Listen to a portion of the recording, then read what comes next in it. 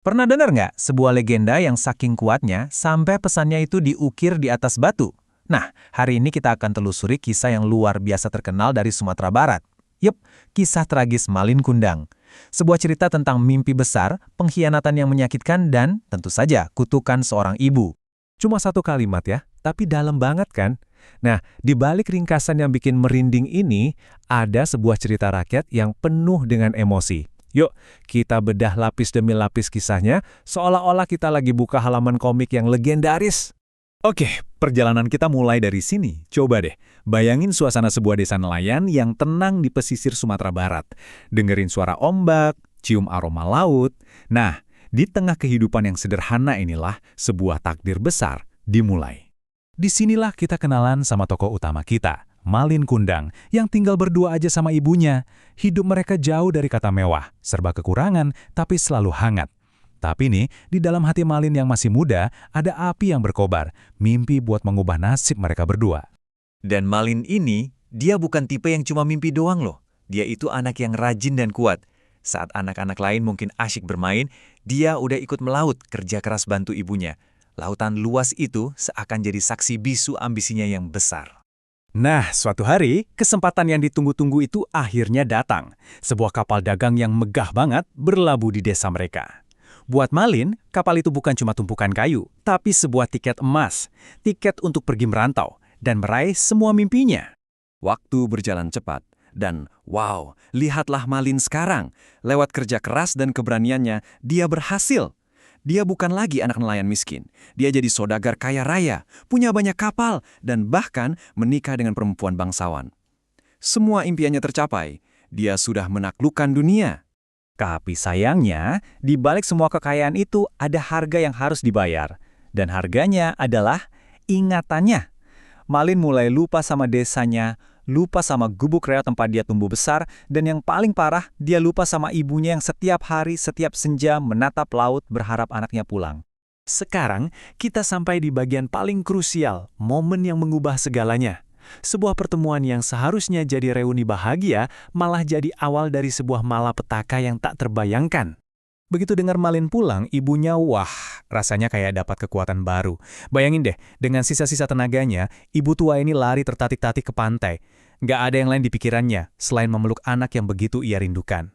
Di tengah keramaian itu, cuma satu nama yang dia panggil, dengan suara yang bergetar penuh harap. Malin, anakku. Panggilan yang sama yang selalu ia sebut dalam doanya setiap malam. Tapi, apa yang didapat ibunya? Bukan pelukan hangat, tapi tatapan dingin penuh rasa malu. Berdiri di samping istrinya yang cantik dan kaya, Malin melihat ibunya yang berpakaian lusuh sebagai sebuah aib. Dan pertanyaan sinis dari istrinya itu seolah jadi pemicu kehancurannya. Dan disitulah Malin mengucapkan kata-kata yang paling menyakitkan. Kata-kata yang lebih tajam dari pedang.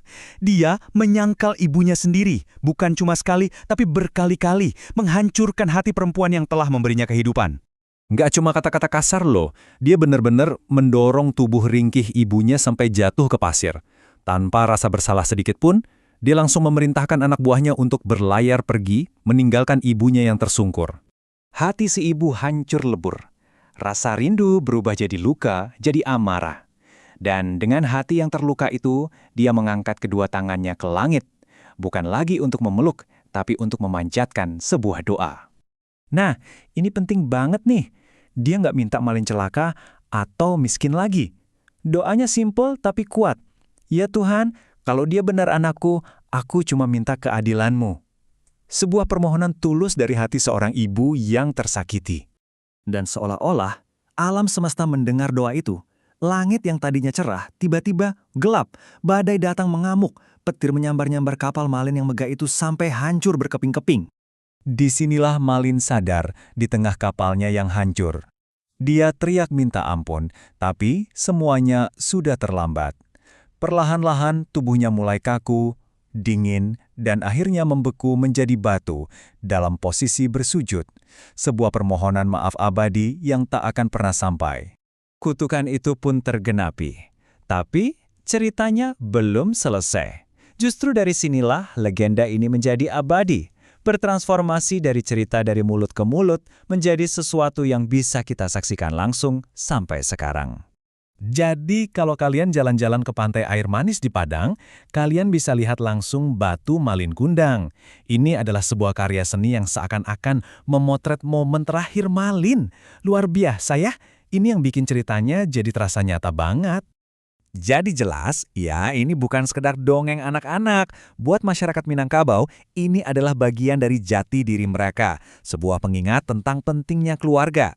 Saking kuatnya tema cerita ini, versi-versi serupa juga ada loh di negara tetangga kita seperti Malaysia dan Brunei. Dan inilah inti dari semuanya. Kenapa saya cerita ini awet banget? Karena pelajarannya itu universal. 1. Hormati orang tuamu, jangan pernah lupakan mereka. 2. Kalau sukses, jangan sombong. 3. Ingat, semua perbuatan pasti ada balasannya. Simple, tapi ngena banget. Pada akhirnya, kisah ini meninggalkan kita dengan satu pertanyaan. Kalau sebuah pelajaran sudah dipahat menjadi batu, apa mungkin kita bisa lupa? Kisah Malin Kundang, lewat batunya yang abadi, seolah menjawab, tidak akan pernah. Sebuah pelajaran yang tak lekang oleh waktu. Sekeras batu,